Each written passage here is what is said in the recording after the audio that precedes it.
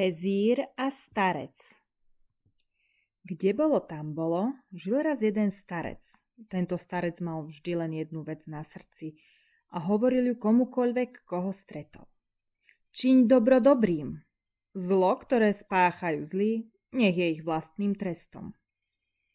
Raz sa šáh vracal z ciest. Prechádzal popri starcovi. Šáh bol veľmi rozumný muž. Videl, že starec sa rozpráva sám so sebou. Pricválal k nemu a vyzvedal. Starče, čo si to hovoríš? Máš vari nejaký problém? Starec sa pozrel na šáha a povedal. Ó, šáh, čiň dobro dobrým. Zlo, ktoré spáchajú zlí, nech je ich vlastným trestom. Šáhovi sa rada veľmi páčila a odvetil. Starče, zajtra by si mal prísť a pripomenúť mi túto radu. Na druhý deň starec šiel k šáhovej bráne. Stráž ho už očakávala a uviedla ho k šáhovi. Starec sa uklonil a riekol. Ó, šáh, čiň dobro dobrým. Zlo, ktoré spáchajú zlí, nech je ich vlastným trestom. Šáh mlčal. Vyťahol trstinové pero, napísal pár slov na kus papiera, ktorý zapečatil s pečaťou, dal ho starcovi a povedal.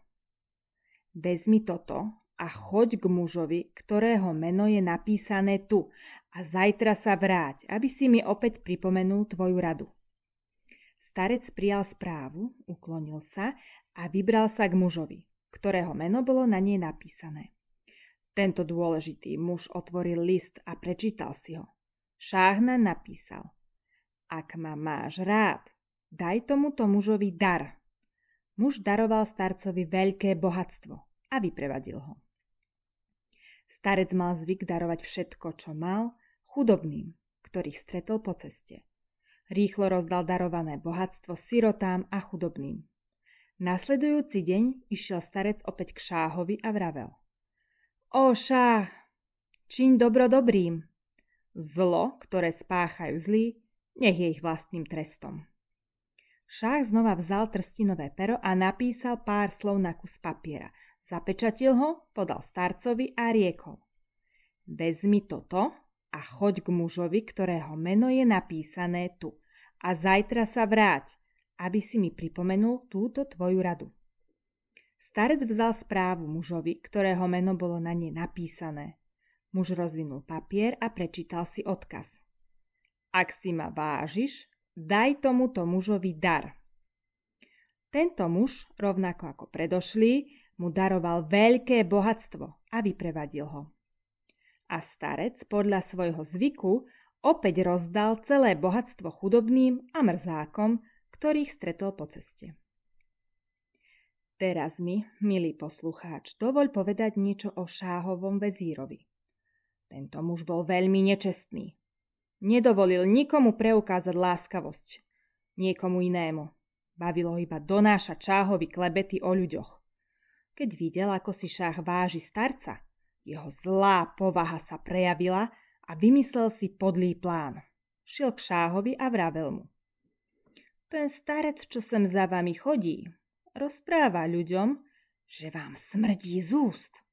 Šáh sa nazlostil, keď sa to dopočul, povedal. Ak to ten starec povedal, potrestám ho, aby to bola výstraha aj pre ostatných. Ale neverím, že by niečo také zlé vyslovil. Vezír riekol. Mali by ste si to overiť. Ak to nie je pravda, potrestajte ma. Ak to pravda je, potrestajte starca. Šáh privolil. Na ďalší deň skoro ráno išiel starec k šáhovi. Vezír ho sledoval a riekol mu. Starče, vidím, že si dobrý muž a že šáh si ťa váži. Nože, prídi aj do nášho domu, vzájsť si z nášho chleba. Starec súhlasil a išiel k vezírovi domov. Vezír ho ponúkal iba jedlom, v ktorom bolo veľa cesnaku. Bolo nemožné byť v jeho blízkosti a necítiť cesnakový zápach. Starec dojedol a odišiel k šáhovi.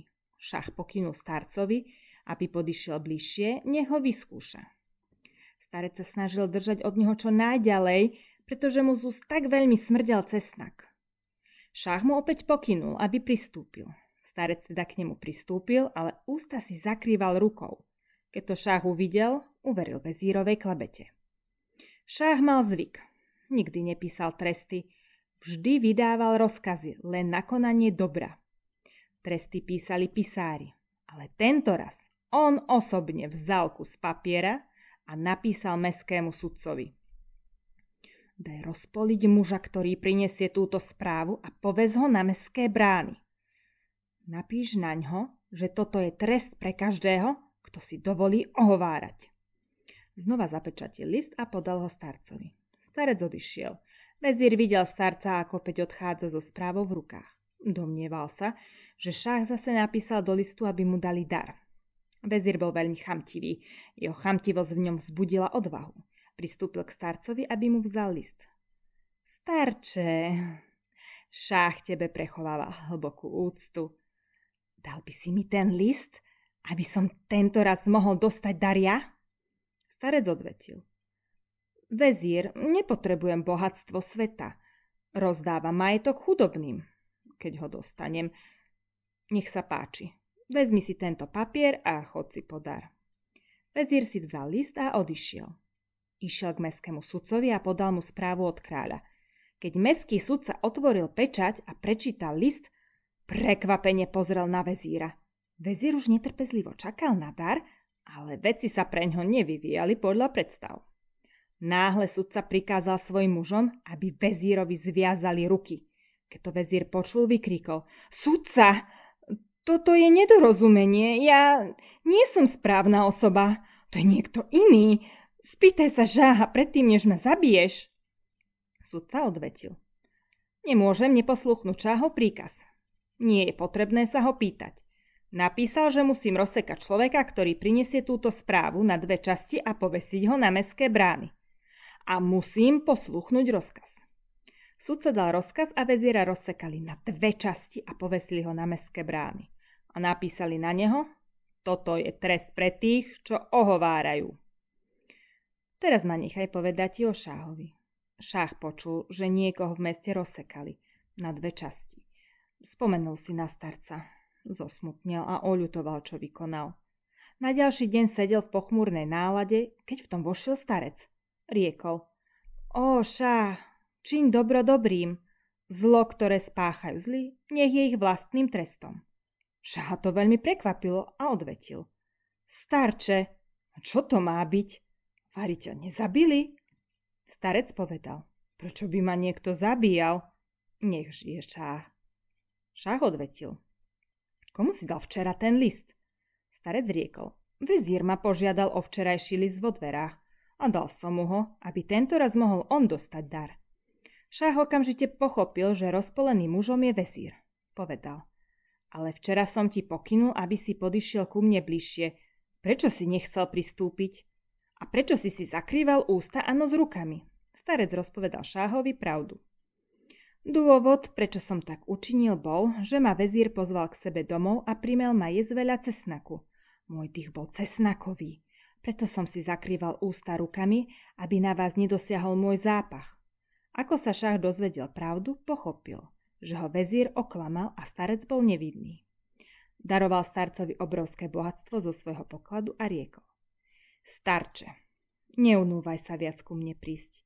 Presvedčil som sa o múdrosti tvojej rady.